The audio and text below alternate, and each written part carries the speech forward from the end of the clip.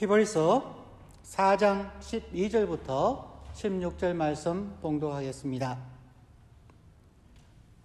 하나님의 말씀은 살아있고 활력이 있어 좌우의 날선 어떤 검보다도 예리하여 혼과 영과 및 관절과 골수를 찔러 쪼개기까지 하며 또 마음의 생각과 뜻을 판단하나니 지으신 것이 하나도 그 앞에 나타나지 않음이 없고 우리의 결산을 받으실 이의 눈앞에 만물이 벌거벗은 것 같이 드러나느니라. 그러므로 우리에게 큰 대제사장이 계시니 성천하시니 곧 하나님의 아들 예수시라. 우리가 믿는 도리를 굳게 잡을지어다. 우리에게 있는 대제사장은 우리의 연약함을 동정하지 못하실 리가 아니요 모든 일에 우리와 똑같이 시험을 받으신 이로되 죄는 없으시니라. 그러므로 우리는 긍휼하심을 받고 때를 따라 돕는 은혜를 얻기 위하여 은혜의 보좌 앞에 담대히 나아갈 것이니라. 아멘. 오늘은 2020년 6월 7일 주일입니다. 히브리서 설교 8번째 시간입니다. 우리는 지난 주일에 히브리서 4장 1절부터 11절 본문을 통하여 안식에 들어가기를 힘써라는 말씀을 묵상했습니다. 우리의 구원을 이미 이루신 하나님의 열심을 믿고 고백하며 또한 오늘날 하나님의 안식에 들어가기를 힘쓰기를 권면하시는 하나님의 말씀을 묵상했습니다. 우리의 구원은 전적으로 하나님의 은혜와 예수 그리스도의 십자가의 보혈로 이루어졌습니다. 그러면 오늘 우리의 노력만으로 하나님의 안식에 들어갈 수 있을까요? 예를 들면 어린 아이가 부모의 사랑 안에서 생성되어지고 이 땅에 출생을 하였습니다. 그 어린아이는 항상 부모님의 안식에 들어갈 수 있을까요? 혹은 학교에 입학한 학생들은 항상 교수님의 기대에 부응하며 교수님의 안식에 들어갈 수 있을까요? 불가능합니다. 어린아이들은 부모님과 주위 사람들의 사랑과 관심과 돌보심에 전적으로 의지하며 자라야 합니다. 학생들은 수업 시간에 열심히 참석하고 교수님의 강의에 집중하여서 배우며 내어주시는 과제를 숙제하고 예습과 복습을 성실히 함을 통하여서 교수님의 기대에 부응할 수 있습니다. 마찬가지로 우리 그리스도인들은 하나님의 은혜와 예수 그리스도의 십자가로 구원을 얻고 새 생명을 얻게 되었지만 하나님의 안식에 들어갈 약속을 받은 사람으로서 아직 하나님의 안식에 완전히 들어가지 못한 우리들은 스스로 하나님의 기대에 부응하거나 안식에 들어갈 수는 없습니다. 그러면 그리스도인들은 어떻게 살아야 할까요? 정신과 전문의인 김진 선생님이 쓴 책 제목 왜 기독교인은 예수를 믿지 않을까라는 도전적인 질문을 우리 스스로에게 던져봅니다. 오늘날 세상 사람들과 저희들 자신조차도 수많은 그리스도인들이 예수를 믿지 않는다 하는 비판에 직면해 있습니다. 오늘날 기독교인들은 정말 성경적 예수를 믿고 있을까요? 저와 여러분은 성경에서 말하는 예수 그리스도를 믿고 나의 주 나의 하나님을 고백하며 그분과 동행하고 있을까요? 오늘 성경 본문 히브리서 4장 12절부터 16절에서는 우리에게 큰 대제사장이 계신다고 선언합니다. 큰 대제사장은 바로 예수 그리스도입니다. 큰 대제사장 예수 그리스도는 어떤 분입니까? 우리는 큰 대제사장이신 예수 그리스도와 어떤 관계를 맺으며 날마다의 삶을 살아가고 계십니까? 정말 저와 여러분은 성경에서 말하는 예수 그리스도를 알고 믿고 동행하고 있습니까? 히브리서가 쓰여진 초대교회의 모습과 현재 우리의 모습도 마찬가지 상황입니다. 과연 예수는 누구인가? 오늘 성경 본문의 첫 번째는 예수 그리스도는 하나님의 말씀이다 라고 선포합니다. 12절과 13절을 읽습니다.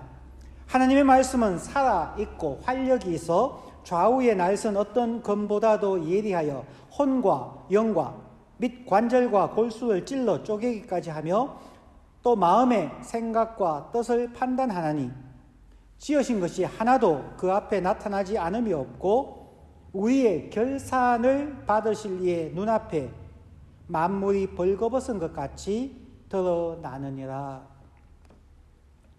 우리는 예수 그리스도를 믿는다고 말하지만 예수 그리스도가 누구인지 충분히 알지 못합니다. 단순히 목사님들의 설교를 듣고 예수는 인간의 몸을 입고 이 땅에 오신 하나님의 아들이다 라고 말하지만 우리는 예수 그리스도를 인격적으로 만나지 못하는 경우가 참 많이 있습니다. 우리가 일상에서 어떤 사람을 인격적으로 알기 위해서는 함께하는 많은 시간을 보내어야만 합니다.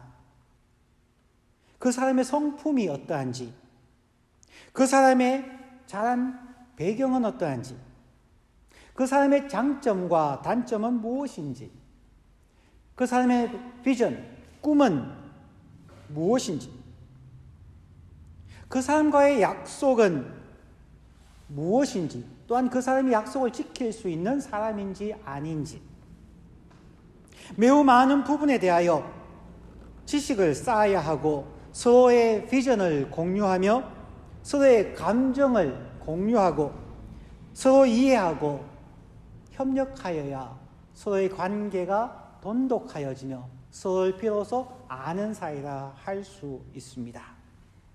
생각으로는 우리가 누구나 사랑하고 이해하고 협력할 수 있다고 생각하지만 막상 함께 몸을 부대끼며 시간을 함께 보내며 살아가게 되면은 처음에는 좋아 보였더라도 직장 동료나 교회 사람들이나 심지어 가족들 사이에서도 의견 차이가 생기고 마음이 상하고 또한 함께 만나거나 시간을 보내는 것을 싫어하는 경우가 생깁니다. 함께 살아가면서 서로를 알아가고 배려하고 맞추어 가는 것이 중요합니다.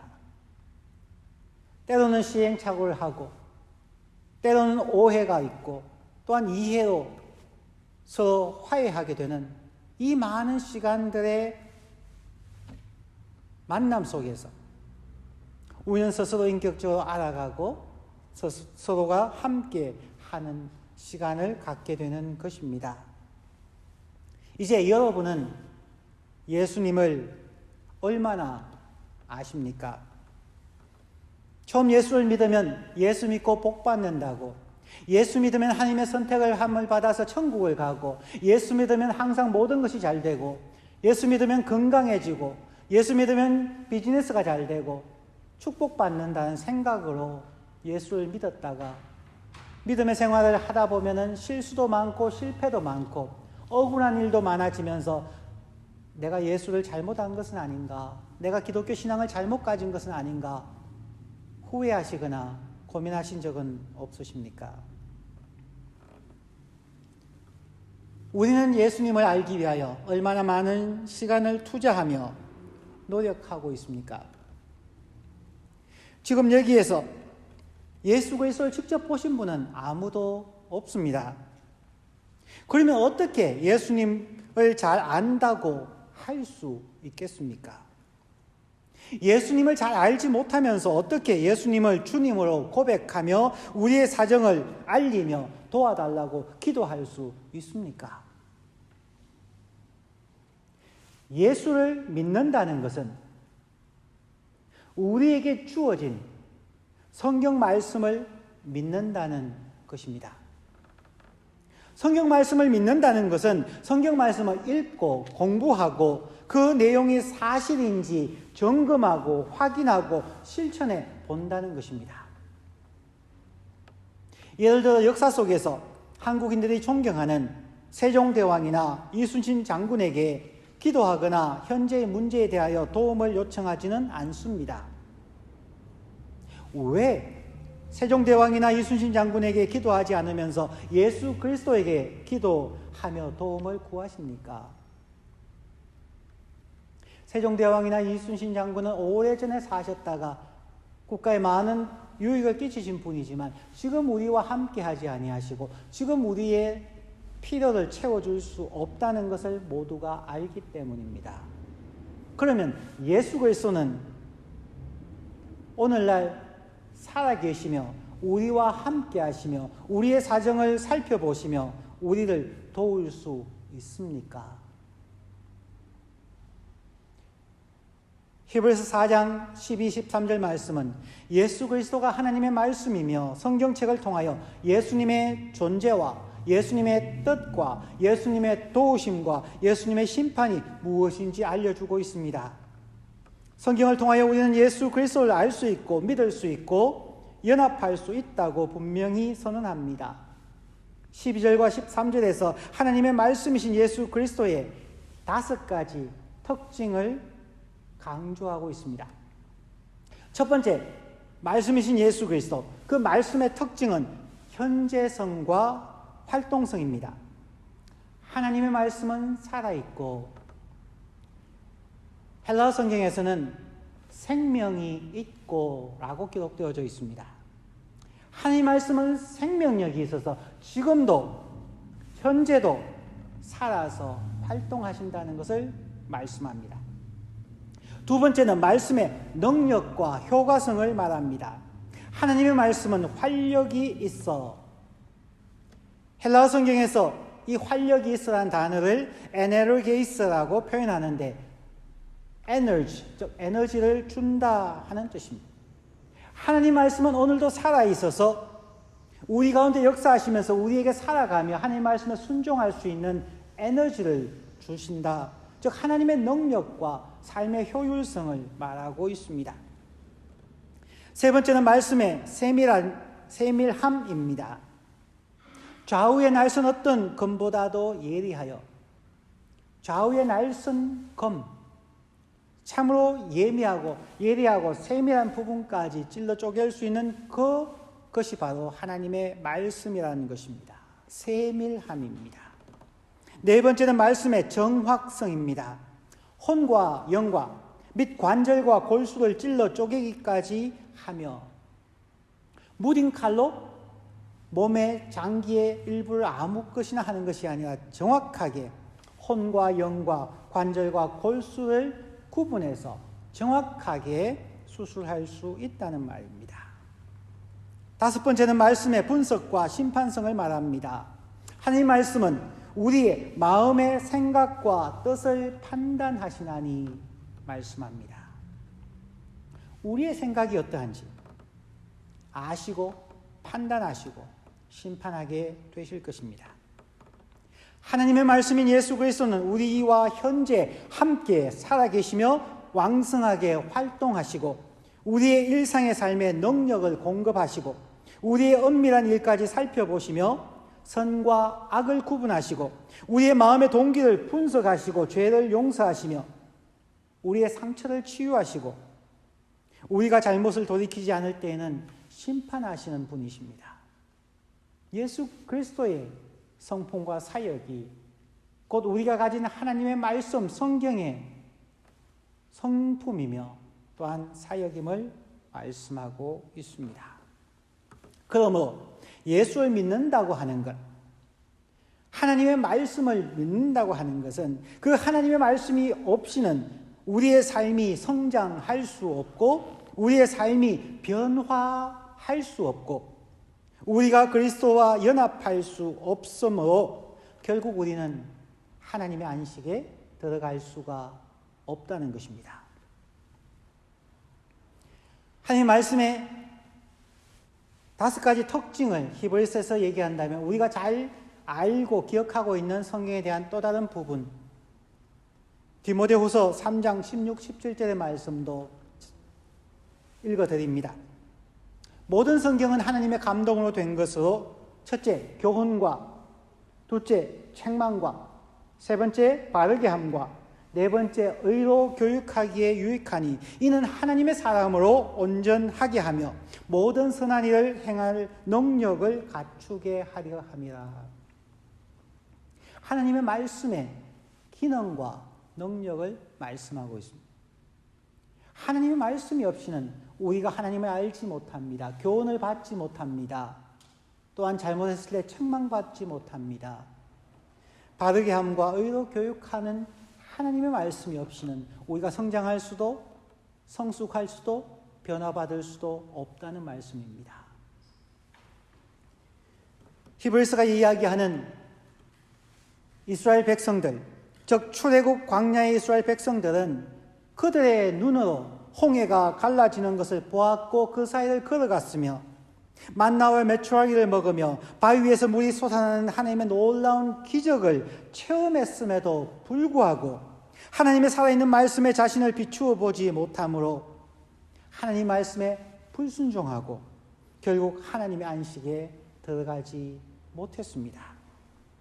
오늘날 우리들도 하나님의 기적 같은 은혜를 몇 번 체험하였다 할지라도, 그리고 우리가 예수를 믿는다고 고백할지라도 지속적으로 하나님의 말씀을 듣고 읽고 묵상하며 공부하고 우리의 삶에 적용하지 않는다면 우리는 하나님의 안식에 들어갈 수가 없습니다.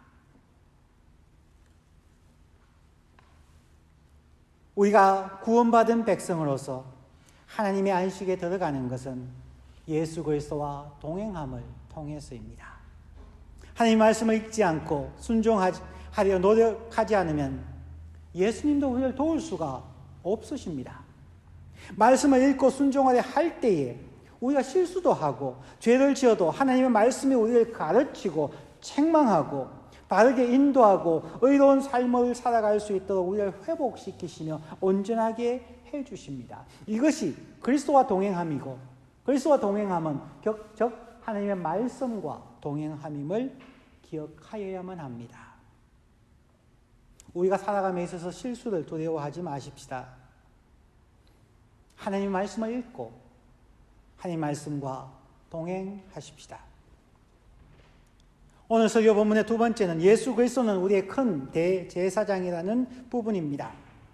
14절부터 16절을 읽습니다. 그러므로 우리에게 큰 대제사장이 계시니 성천하시니 곧 하나님의 아들 예수시라. 우리가 믿는 도리를 굳게 잡을지어다. 우리에게 있는 대제사장은 우리의 연약함을 동정하지 못하실 리가 아니요 모든 일에 우리와 똑같이 시험을 받으신 이로되 죄는 없으시니라.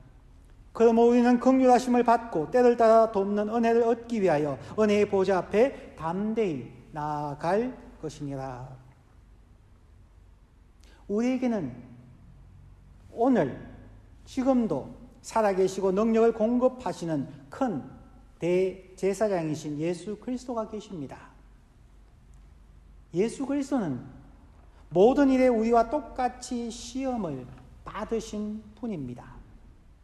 여기에 사용된 헬라어 동사는 현재 완료형 시제입니다.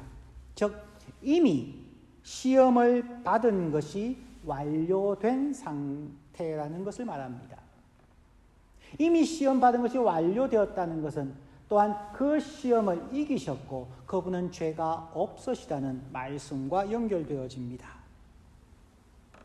예수 그리스도는 이미 우리가 겪는 모든 시험을 받으셨고 이기셨습니다. 그러기에 우리의 연약함을 잘 아십니다. 우리가 언제 힘들고 시험에 연약한 때인지를 아십니다. 우리의 마음이 얼마나 혼란스럽고 주저앉고 싶어 하는지 예수 그리스도는 아신다는 것입니다. 예수님은 우리를 아십니다. 그러나 그냥 우리의 모든 것을 대신해서 해결해 주는 분은 아닙니다. 학교 교수님들이 학생들에게 과제를 내고 시험을 치게 하므로 학생들은 더욱 배우고 성숙해지게 되는 것입니다. 마찬가지로 예수 그리스도도 우리 그리스도인들이 일상의 과제들, 성경을 읽고 배우고 삶에 적용하는 과제들을 내시고 어려운 시험에 대비하여 준비하고 시험과 고난을 헤쳐나가기를 기대하십니다. 그 과정을 통하여 우리가 더욱 성숙하고 모든 선한 일을 행할 능력을 갖추게 하려 하심입니다. 우리가 살아가는 동안 분명히 어려운 과제들과 시험들이 있습니다. 우리가 스스로 최선을 다해서 하나님의 말씀에 의지해서 노력하지만 힘에 부칠 때도 많이 있습니다. 좌절하거나 낙심할 때에 자신감을 가지고 하나님의 은혜의 보좌 앞으로 담대히 나아오라고 예수님은 우리 모두를 초대하십니다.